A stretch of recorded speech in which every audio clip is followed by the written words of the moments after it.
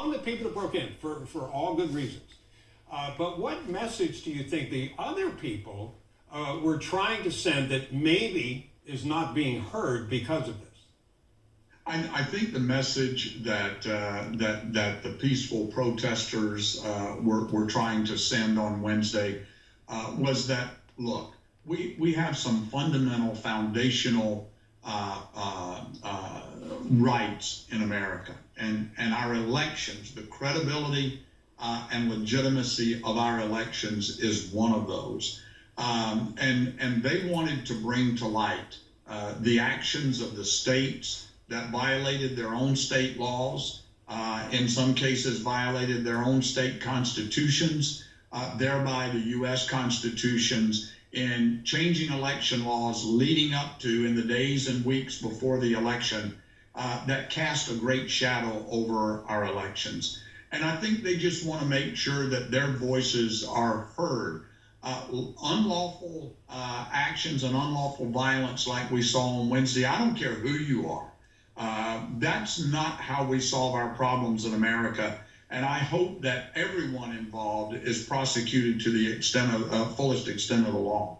Congressman Johnson, will those voices be heard now after all of the chaos that transpired? I know that you were one of the folks who was going to object to the certification of the Electoral College. We had almost 75 million people who voted for President Trump. They all still would like to have something be done about election integrity. That was your original goal. Do you think that will continue, and how would it continue?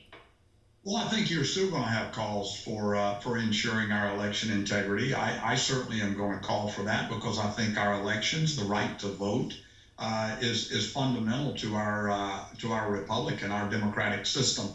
So it's essential. So I think there will be a continued dialogue about that. But I want to make sure that our listeners understand something.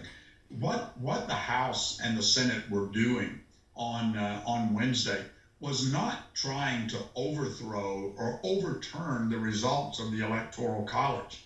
It was an effort to do our constitutional duty to certify the electoral vote. And under the Constitution, including Article 2 and the 12th Amendment and the Electoral Vote Count Act of 1877, we are mandated to scrutinize the Electoral College results. And if we're not going to bring to light the malfeasance and the constitutional violations that occurred from these other states, who was going to do that? And I just want our listeners to know, our audience to know, that that process was going to happen regardless of the violence on Wednesday, because it's a constitutional duty to do so.